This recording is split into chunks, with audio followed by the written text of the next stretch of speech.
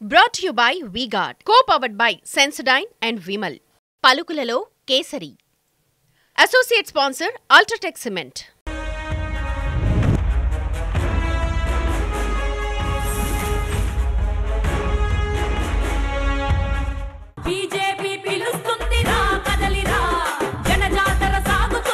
He's committed, efficient, and he focuses on the party development.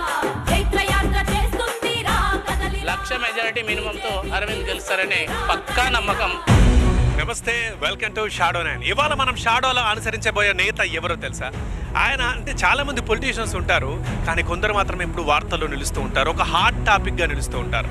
Yes, ఇప్పుడు అలాంటి నేతలు ఇవాళ మనం కలుసుకోబోతున్నాం. లాస్ట్ టైం ఆయన రాజకీయాల్లోకి వచ్చారు, కానీ ఎంట్రీ దగ్గర నుంచి గెలిచేదాకా, ఇప్పుడు మళ్ళీ ఎంపీ బరిలో నిలిచేదాకా ఆయన ఒక హాట్ టాపిక్. ఎందుకంటే ఒక బాండ్ పేపర్తో ఆయన వచ్చారు, నేను ఈ హామీ నెరవేరుస్తాను, కావాలంటే చూడండి, మీరు నమ్మితేనే గెలిపించండి అంటూ వచ్చారు. ఒక టాపిక్ అయిపోయారు. అప్పుడు నాట్ ఓన్లీ 2 స్టేట్స్, దేశం మొత్తం చూపు ఇటు చూసింది ఎవరి నేత అని. అప్పటి నుంచి ఆయన గెలిచారు, గెలిచిన తర్వాత నిలిచారు, మాట్లాడుతున్నారు. ఆయన ప్రతి మాట, ఆయన ఆహార్యం, ప్రతిది కూడా హాట్ టాపిక్ అవుతూ ఉంటుంది. ఒక రకంగా చెప్పాలంటే ఇక్కడి రాజకీయాలు ఆయన ఒక ట్రెండ్ సెట్టర్. ఇంతకీ ఎక్కడి రాజకీయాలు? ఎస్, రఘునాథ ఆలయం నిజామాబాద్లో ఉన్నాను. మీలో చాలా మంది గెస్ట్ చేసే ఉంటారు. ధర్మపురి అరవింద్ గురించి మనం మాట్లాడుకుంటున్నాం. నిజామాబాద్ పార్లమెంట్ ఎంపీ, ప్రస్తుతం మళ్ళీ BJP MP candidate. Yes, okay. అయితే ఆయన పసుపు బోర్డుతో సహా ఇంకా ఎన్ని హామీలు ఇచ్చారు, మరి అవన్నీ నెరవేర్చారా? దీనికి సంబంధించి ఆయన ఏమంటారు, నిజామాబాద్ ప్రజలు ఏమంటారు, తెలుసుకుందాం రండి ఇవాల్టి షాడోలా. ఆయనతో పాటు షాడోలో ఉండి కమాన్. ఓకే, ఇప్పుడు మనం ధర్మపురి అరవింద్ గారి నివాసంలో ఉన్నాం, ఆయన్ని కలుద్దాం రండి. యా, అరవింద్ గారు ఎగ్జాక్ట్లీ బ్రేక్ఫాస్ట్ టైంకి వచ్చేసాం. ఎలా ఉన్నారు సార్? అంత బాగానే ఉందండి, అంత ముడిమయం ఉంది. సార్, పాలిటిక్స్ మాట్లాడదాం ఒక 2 minutes. కాస్త అరవింద్ గారు లైఫ్ స్టైల్ యొక్క మీ డే ఎలా స్టార్ట్ అవుతుంది? మీరు ఫిట్నెస్కి అండ్ బ్రేక్ఫాస్ట్కి డైట్కి ఎంత ఇంపార్టెన్స్ ఇస్తారు? ఇప్పుడు ఎలక్షన్స్ టైంలో రొటీన్ అంటూ ఏమి ఉండదు. ఇలా రాత్రి లేట్ అయిపోతాయి, మార్నింగ్ లేవగానే ఫిట్నెస్కి టైం ఉండదు. నరేంద్ర మోడీ గారు అన్నారు, అరవింద్ ఏం కొద్దిగా లావ్ అయినట్టున్నావు అని. అంటే ఏం చేస్తాను సార్, రొటీన్ లేదు, ఈ టీలు కాఫీలు బయట తినటాలు అంటే నవ్వారు ఆయన. పాలిటిక్స్ ఎట్లా అవుతుందని నవ్వుతున్నారు ఆయన. కష్టాలు సుఖాలు అన్నీ ఉంటూ ఉంటాయి. మీరు ఇంకా పాలిటిక్స్లో ఉన్నప్పుడు ఎన్నో బదనాలు ఉంటాయి, అనేక రకాల విమర్శలు ఉంటాయి, అది ఉంటాయి. ఎలా తీసుకుంటూ ముందుకెళ్తూ ఉంటారు పాజిటివ్గా? ఫస్ట్ పాలిటిక్స్లో ఏంటండి, మన పర్సనల్ లైఫ్కి కాంప్రమైజ్ చేసుకోవటమే, బిజినెస్ లైఫ్ కాంప్రమైజ్ చేసుకోవటమే. మన ఫ్యామిలీ పిల్లలకి టైం ఉండదు. నేను నా పిల్లల్ని నెలలో 3 సార్లు చూస్తానేమో. 7 నెలలు ఢిల్లీలో ఉంటాం కాబట్టి, ఇక్కడ హైదరాబాద్లో ఉన్నప్పుడు కూడా మేబీ వీక్లీ 1 or 2 చూస్తాము, తిరుగుతూ ఉంటాము. నిజామాబాద్ అంటాము, ఇంకెక్కడికో పార్టీ కార్యక్రమాలు పంపుతుంది. సో ఫ్యామిలీ లైఫ్ పెద్ద compromise, personal life compromise, business total compromise. ఇవన్నీ చేసుకొని మేమేదో రాజకీయాలకు కొత్త ఫ్యామిలీ ఏం కాదు మాది, చిన్నప్పటి నుంచి చాలా చూసాము. నరేంద్ర మోడీ కోసము తప్ప వేరే కారణమే లేదు నేను రాజకీయాలకు రావడానికి. ఇవాళ షెడ్యూల్ ఎక్కడికండి? ఇవాళ కొన్ని జాయినింగ్స్ ఉన్నాయి, బయట వెయిట్ చేస్తున్నారు. డోర్ టు డోర్ క్యాంపెయిన్ మొదలు పెడుతున్నాము. 3 days continuous campaign, party program, అది మొదలు పెట్టించడానికి వెళ్తున్నాము. దాని తర్వాత కంటిన్యూస్గా ప్రోగ్రామ్స్ ఉన్నాయి. ఓకే, చలో ఇప్పుడు వెళ్దాం మనం. ఇప్పుడు అరవింద్ గారితో ఆ డోర్ టు డోర్ క్యాంపెయినింగ్ అంటున్నారు, అక్కడ ప్రజల ఆదరణ ఎలా ఉంటుంది, నరేంద్ర మోదీ గారు నిజామాబాద్లో ఎలా గెలవబోతున్నారు ఈసారి, అది చూద్దాం రండి.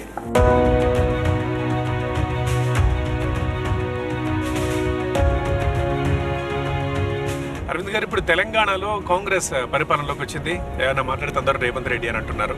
ఈ రేవంత్ రెడ్డి ఎఫెక్ట్ బీజేపీ మీద ఎంత ఉంటుంది? ఏందోనండి, మరి రేవంత్ బీజేపీలోకి వస్తారంటున్నారు. అది మిమ్మల్ని అడగాలి యాక్చువల్లీ మేము, మళ్ళీ అది మీరు అనట్లేదు, అది బీఆర్ఎస్ పార్టీ వాళ్ళు అంటున్నారు బీజేపీలోకి వస్తున్నారని. కానీ ఒక రేవంత్ దగ్గర ప్రాబ్లం ఎక్కడ వచ్చింది రేవంత్ కంటే, ప్రధానమంత్రి గారితో ఒక స్టేజ్ షేర్ చేశారు సమ్ అఫీషియల్ ప్రోగ్రాంలో. చేసి मेरे बड़े भाई नरेंद्र मोदी जी अनानी हम भी गुजरात के जैसा आगे बढ़ना चाहते हैं, गुजरात मॉडल हम इंप्लीमेंट करना चाहते हैं तेलंगाना में అన్నాడు. ఆ క్షణం నుంచి రేవంత్ రెడ్డి ఉద్యోగం ప్రాబ్లంలో పడ్డది. అది గాంధీలకు నచ్చలేదు. మీకు ఈ రిజర్వేషన్లకు సంబంధించి చూడేదో డైలాగ్ నడుస్తూ ఉంది రేవంత్ గారికి మీకు. అండ్ వక్ఫ్ బోర్డు చట్టం మీరు రద్దు చేయాలంటున్నారు, అది ఎందుకంటే? అది వక్ఫ్ బోర్డు చట్టం అంత దుర్మార్గమైన చట్టం ప్రపంచంలో ఉండదు.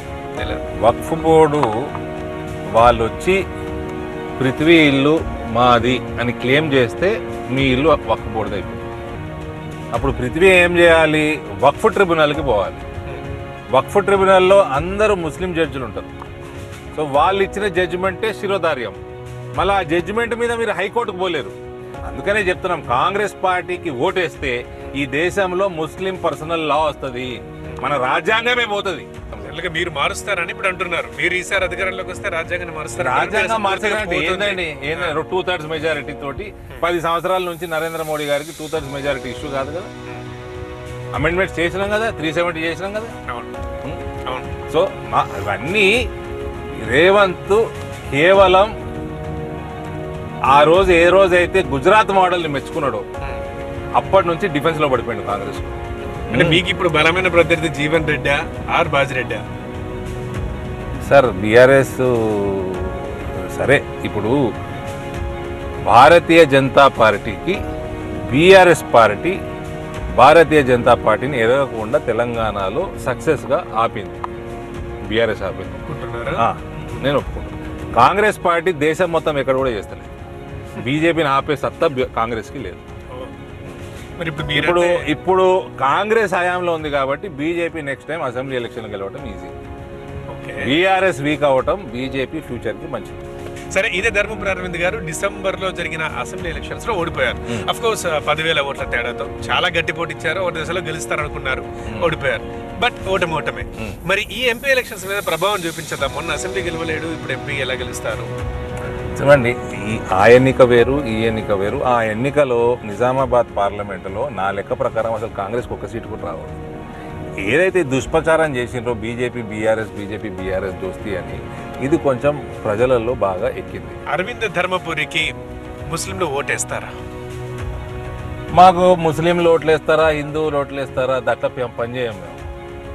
నరేంద్ర మోడీ గారి ప్రభుత్వం అట్లా ముస్లింలకు పనిచేయదు, హిందువులకు పనిచేయదు, భారతీయులకు పనిచేస్తారు.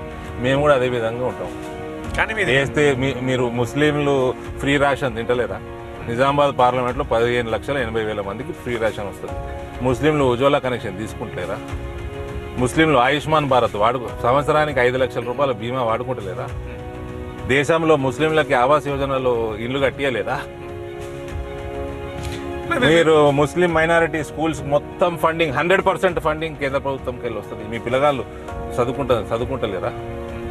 మరి మీరు ఓట్లు మీరు వేయలేదంటే మరి పైవాడు చూస్తున్నాడు. మీ ఇంట్లో చిన్న పిల్ల అనారోగ్యంతో ఐసీయూలో పడితే నరేంద్ర మోడీ ఆయుష్మాన్ భారత్ 5 లక్షలు ఇచ్చి మీకు కాపాడుతున్నారు. అప్పటికి మీరు ఓటేయకపోతే పైనోడు చూస్తున్నాడు. రెండోది, ట్రిపుల్ తలాక్ వల్ల ఎవరికి బెనిఫిట్ అయిందండి తీసేయడం వల్ల? మూడోది, యూనిఫామ్ సివిల్ కోడ్ తెస్తాము అని మా మేనిఫెస్టోలో ఉన్నది. యూనిఫామ్ సివిల్ కోడ్ వస్తే మీ భర్త రెండో పెళ్లి చేసుకోలేడు. అది ఎవరికి బెనిఫిట్ అవుతుందండి? హిందువులు పెళ్లిలు ఎక్కువ చేసుకుంటారా, ముస్లింలు ఎక్కువ చేసుకుంటారా? ఎవరికి బెనిఫిట్ అవుతుందండి? సరే, దీనికి సంబంధించే ఫైనల్ మతతత్వ పార్టీ అనేది ఫస్ట్ స్టార్టింగ్ నుంచి ఇప్పటికి స్టిల్ నాకు తెలిసి ఫ్యూచర్ లో కూడా మీరు దీన్ని ఎదుర్కొంటారు తిరుగు లేకుండా. దీనికి మీరు ఇచ్చే వన్ షాట్ ఆన్సర్ ఏమైనా ఉందా? బీజేపీ ఏ మతానికి ఏం చేసిందండి? బీజేపీ భారతదేశంలో ఉన్న భారతీయులందరికీ ఇస్తారు. బీజేపీ రోహింగ్యాలు బంగ్లాదేశ్ ముస్లింలు ఇక్కడ నుంచి ఎలగొడతామని ఎన్ఆర్సీ పెట్టింది. కాంగ్రెస్ పార్టీకి ఏం పని? వాళ్ళకి ఎందుకు ఇవ్వాలి పౌరసత్వం? సరే, లాస్ట్ అండి, మూడోసారి మళ్ళీ బీజేపీ అధికారంలోకి వస్తే ఖచ్చితంగా మైనార్టీలు ప్రమాదంలో పడతారని కాంగ్రెస్ వాళ్ళు పదే చెప్తున్నమాట. ఎట్లా దీన్ని దాన్ని ఎలాబరేట్ అయితే వాళ్ళు చేయట్లేదు. ఇప్పుడు మీకు చెప్పడానికి ప్రమాదంలో పడతారు, ఖచ్చితంగా దయచేసి జాగ్రత్తగా చూసి ఓటేయండి అని చెప్పి. సిటిజన్షిప్ అమెండ్మెంట్ యాక్ట్ కి ఇండియన్ ముస్లిం కి సంబంధమే లేదు. National register of citizen Indian ముస్లిం కి సంబంధమే లేదు. యూనిఫామ్ సివిల్ కోడ్ ముస్లిం మహిళలకి ప్రయోజనం. ట్రిపుల్ తలాక్ తీసేయడం వల్ల ముస్లిం మహిళలకి ప్రయోజనం. మోదీ అంటున్నారు. ఇంతకుముందు మీరే అన్నారు నిజామాబాద్ లో నిల్చునేది నేను కాదు మోదీ అని. మరి ఇక్కడ పార్టీ ముందుందా, ఒక నేత ముందున్నాడా? ఇట్లనే ఎవరో అన్నారంట, బీజేపీ కంటే ఒక పెద్ద మనిషి అన్నారంట, మోదీ గారి పేరు ఎక్కువైపోతుంది కదా అంటే బీజేపీ ఇంకెక్కువ కష్టపడాలని ఆన్సర్ వచ్చింది.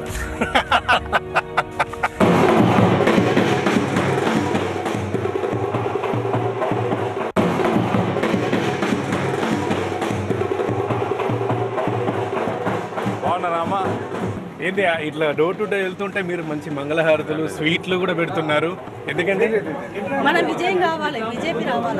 ఎందుకు బీజేపీ ఎందుకు రావాలి? మన తెలుగు వాళ్ళకి మోడీ అంటే హిందూది ధర్మము వర్ధిల్లుతుంది. అందుకే అందరము మన హిందూ ధర్మం అనేది ఎక్కువ ఉంటుంది. రిజల్ట్స్ తర్వాత మళ్ళీ కలుస్తామమ్మా, అప్పుడు కొంచెం 2 డబ్బాలు ఎక్కువ ఉండాలి స్వీట్. అందరూ పంచుకుందాం.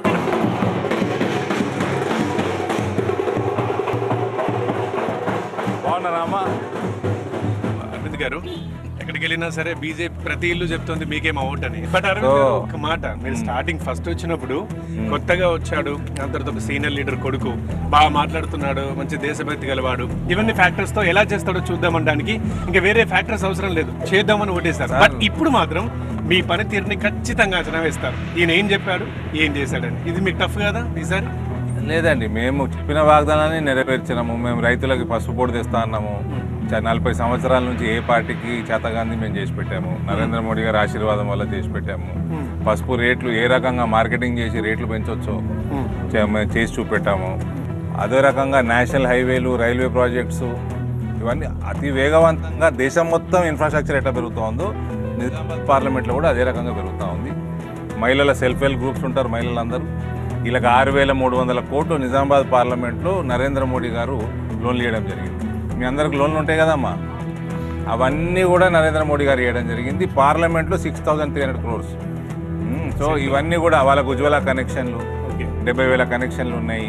వాళ్ళ అమ్మాయిలు ఇట్లా చిన్న అమ్మాయిలు పుడితే 10 సంవత్సరాల లోపల బ్యాంక్ అకౌంట్ తెచ్చుకుంటే 8.2% డిపాజిట్స్ మీద ఇస్తున్నారు. బట్ 10 ఏళ్ల నుంచి మీరు ఇప్పుడు నడుస్తుంది ఇదే మోదీ హవా అనే పదం ఒకటి 10 years బ్యాక్ స్టార్ట్ అయింది.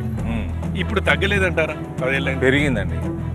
15,80,000 ప్రజలకి నిజామాబాద్ పార్లమెంట్లో ఫ్రీ రేషన్ ఇస్తున్నారు నరేంద్ర మోడీ గారు. ఇంకా 5 సంవత్సరాలు ఇస్తారు.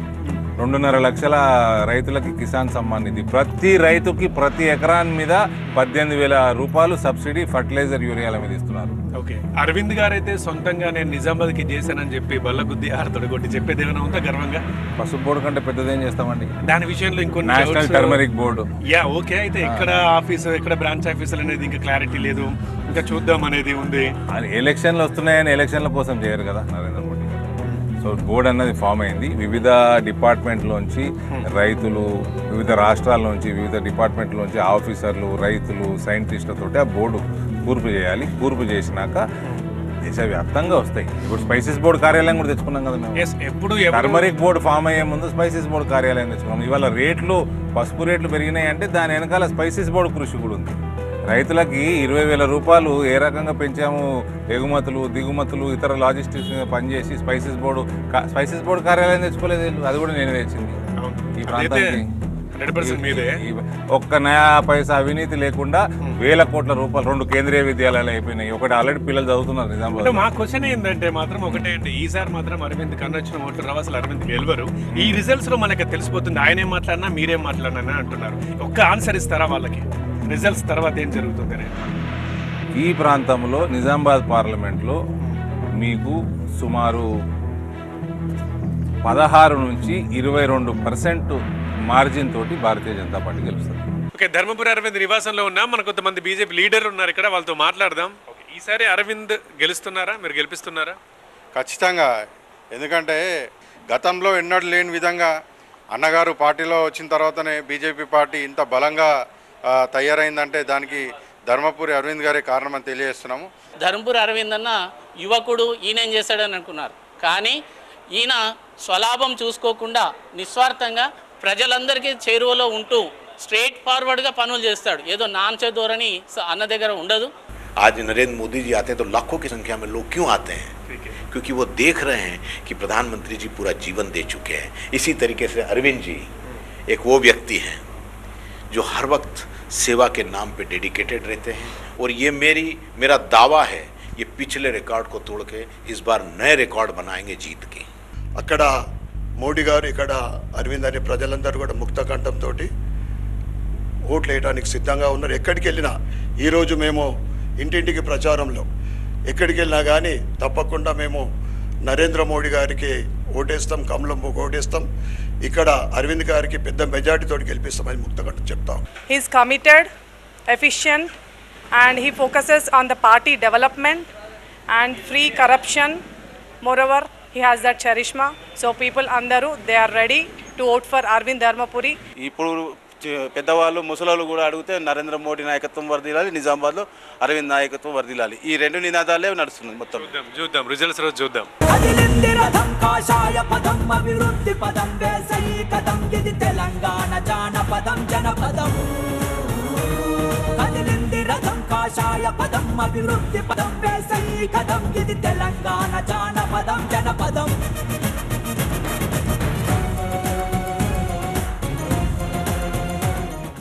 పసుపు మన అరవింద్ అన్న ద్వారా పసుపు బోర్డు, స్పైస్ బోర్డు తెచ్చాడు, తర్వాత పసుపు బోర్డు తెచ్చాడు. ఇంకా వీళ్ళ ద్వారా మన దేశానికి ఇంకెంతో ముందుకు పోతుంది. మన నియోజకవర్గాలు ఎంతో అరవింద్ అన్న ద్వారా మన కొట్ల మన ఈ నిజామాబాద్ కాన్స్టిట్యూన్సీ ఎంతో ముందుకు పోతామన్న ఉద్దేశం కొద్దీ అరవింద్ అన్న కోటేసి నరేంద్ర మోడీ గారు తీసుకొచ్చినటువంటి పథకాలన్నీ కూడా అన్ని వర్గాలకు ఉపయోగపడ్డాయి. భారతదేశంలో అందరూ కూడా కులాలకు, మతాలకు, ప్రాంతాలకు వ్యత్యాసంగా ఓటు వేసి నరేంద్ర మోడీ గారిని ఆశీర్వదించి పంపించే రోజులు మనకు ముందు రాబోతున్నాయి. మనం ముందు ఎలక్షన్ యొక్క రిజల్ట్ వచ్చిన తర్వాత ఈ యొక్క మాటలన్నీ కూడా నిజమని చెప్పేసి మీ అందరూ కూడా తెలియడం జరుగుతుంది. ఫైనల్లీ లంచ్ ప్రోగ్రామ్కి వచ్చేసాం. ఇక్కడ లక్కోరా BJYM పెద్ద ఎత్తున జరిగింది యువ మోర్చా మీటింగ్. అండ్ ఎప్పటిలాగే ఆవేశపూరితంగా తర్వాత ఉత్తేజకరంగా కూడా మాట్లాడారు అరవింద్. సో ఒకసారి మళ్ళీ మాట్లాడదాం. ఎస్ అరవింద్ గారు ఇంతకుముందు మనం మాట్లాడుకున్నట్టు మీరు అనగానే ఫస్ట్ గుర్తొచ్చేది బాండ్ పేపర్. ఉదయం నుంచి అడుగుదాం అనుకుంటున్నాను, ఈసారి బాండ్ పేపర్ ఏదైనా పెడతారా, దేని గురించి హామీతో నిలబడబోతున్నారా, అది నెరవేర్చబోతున్నారా అని. ఈసారి నా ఫోకస్ మొత్తం ఎంప్లాయ్మెంట్ మీదే. ఈ ప్రాంతంలో వ్యవసాయ ఆధారిత పరిశ్రమలు రావాల్సిందే. పసుపు బోర్డు పనులు మొదలయ్యాక ప్రప్రథమంగా మేము ఫోకస్ చేసేది ప్రాసెసింగ్ యూనిట్లు, ప్యాకేజింగ్ యూనిట్లు, వాల్యూ అడిషన్ యూనిట్లు, warehousing, cold storage facilities పెంచడం, మక్కకు సంబంధించి, వరికి సంబంధించి, చెరుకుకి సంబంధించి ఫ్యాక్టరీలు, ఎథనాల్ ఫ్యాక్టరీలు ఇక్కడ పెట్టడం. ఈ ప్రాంతంలో NRIల కోసం ఇప్పుడు దొంగ ప్రేమ చూపిస్తున్నది కదా, ఈ ప్రాంతంలో మేము చేపడుతున్న ఈ ఇండస్ట్రియలైజేషన్కి మద్దతు ఇస్తే వేల సంఖ్యలో గల్ఫ్లో ఉన్న మన సోదరులందరూ రిటర్న్ వస్తారు ఇక్కడికి. వ్యవసాయం మెరుగుపడితే కూడా రిటర్న్ వస్తారు, ఎంప్లాయ్మెంట్ జనరేట్ అయితే కూడా రిటర్న్ వస్తారు. కాబట్టి వేల సంఖ్యలో కనీసం 10,000 మంది గల్ఫ్ కార్మికులు వాపస్ నిజామాబాద్ పార్లమెంట్కి వచ్చేదే మా టార్గెట్ నెక్స్ట్ 5 yearsకి, కనీసం 10,000. And apart from this me personal, మీరు భోజన ప్రియులా? మంచిగా తింటారా? ఏమి ఇష్టం, వెజ్ ఆర్ నాన్ వెజ్? నేను నాన్ వెజ్ ఎక్కువ తింటానండి. నాన్ వెజ్ ఎక్కువ తింటాను. చిన్నప్పటి నుంచి స్పోర్ట్స్ మ్యాన్ కాబట్టి ప్రోటీన్ డయట్ ఎక్కువ. ఓకే, స్పోర్ట్స్ మ్యాన్ అంటే అదే మళ్ళీ గుర్తొస్తుంది. మీరు బ్యాట్స్మెన్ ఆర్ బౌలర్? నేను opening batsmen. Opening batsmen. And record ఉందా మీ కొట్టిన కెరియర్లో? అప్పుడు నేను రంజీ ట్రోఫీ ఫస్ట్ గేమ్లోనే 54 కొట్టాను. రెండో గేమ్ లోపల నాకు కాలు ఇరిగింది. కాలు ఇరిగి నేను ఒక 2 years కోల్పోయినా. 2 seasons కోల్పోయినాక నేను వదిలేయాల్సి వచ్చింది. అదర్వైజ్ నేను అండర్-19, 21, 23 రంజీ ట్రోఫీ, అండర్-25 అన్ని లెవెల్స్లో నేను హైదరాబాద్ స్టేట్ ఆడాను. సో అంటే ఇప్పుడు ఏంది, ధర్మపురి అరవింద్ గారు రాజకీయ నాయకుడు కాకపోయి ఉంటుంటే కనుక ఫేమస్ క్రికెటర్ అయి ఉండేవారా? వేసుకోవచ్చాయి అంటే దాని సంబంధం ఇది. నేను వచ్చింది ఇందులోకి 2017లో. నేను క్రికెట్ వదిలేసింది 97లో. అబ్బా, చిన్నప్పుడే క్రికెట్ మొదలు పెట్టినట్టున్నారు. రైట్ సార్, మీకు వంట వచ్చా? వంట చేస్తారా? రాదండి. చాలా ఫ్రాంక్గా మాట్లాడుతున్నారు. స్కూల్లో ఉన్నప్పుడు ఆమ్లెట్ చేసుకునేవాడిని మ్యాక్సిమం. చేసుకోవడం ఏంటి అంటే హాస్టల్? లేదు, ఇంట్లోనే. ఎప్పుడైనా అమ్మగారికి ఆరోగ్యం బాగాలేకపోతే నాది నేను చేసుకుని తినేవాడిని. చాలా తక్కువ. ఓకే, మా అమ్మగారు బాగా వండి పెడతారు, మీకు కనబడుతూనే ఉంది. మా డాడీని కూడా చూసారు, నన్ను కూడా చూసారు. ఫైన్. డాడీ అంటే ఒకటండి, మీరు వచ్చిన కెరియర్ నుంచి వచ్చిన నుంచి మీరు అడుగుతున్న క్వశ్చనే, బట్ మీకు ఒకసారి రిపీట్ చేస్తాను. ఆయన ఏమో కట్టర్ కాంగ్రెస్, ఆయన కాంగ్రెస్, ఆయన 2014లో వదిలేసింది కాంగ్రెస్. దాని తర్వాత పెద్దగా దాన్ని లెక్క చేయట్లేదంటే అందరం. సరే, ఎందుకంటే కాంగ్రెస్లోనే ఉన్నారని. మీరేమో అదే ఆయన వదిలేదు కాంగ్రెస్, ఆయన నిలబొట్టారు కాంగ్రెస్ వదిలేసింది. మీరు అదే కాంగ్రెస్ విమర్శిస్తున్నారు. ఇప్పుడు డాడీ కూడా అంతేనా? మొన్ననే గాంధీ భవన్కి వచ్చి వెళ్ళారు మళ్ళీ. ఎప్పుడు గాంధీ భవన్? సంవత్సరంన్నర అయిపోయింది. అది మా బ్రదర్ జాయిన్ అవుతుందంటే ఆశీర్వాదం ఇవ్వడానికి పోతా అని ఎమోషనల్గా వెళ్ళిండు ఆయన.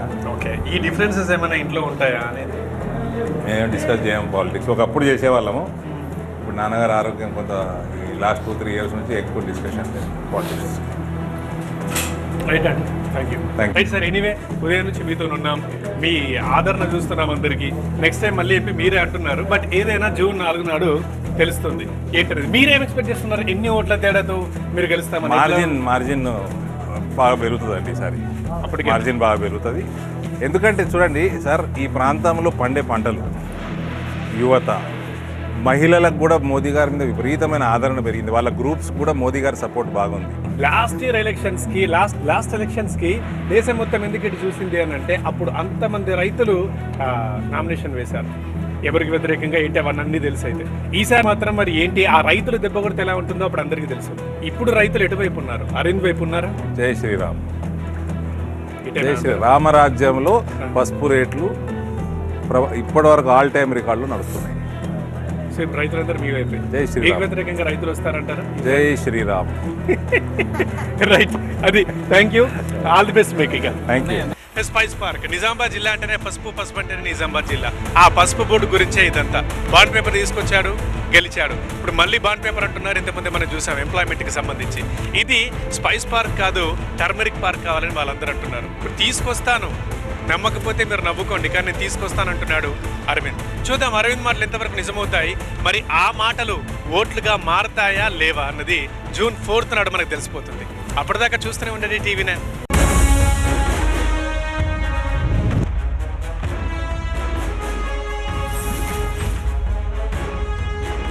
Brought to you by V-Guard. Co-powered by Sensodyne and Vimal.